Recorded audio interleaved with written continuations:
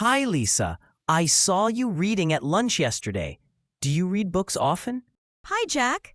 Yes, I love reading. I try to read every day, even if it's just a little. That's cool. I'm trying to read more, but I don't always have time. I understand. Sometimes I read on the bus or before bed. What kind of books do you like the most? I really enjoy novels, especially stories about life or travel. Have you ever read The Alchemist by Paulo Coelho? It's one of my favorites. Yes, that book is amazing.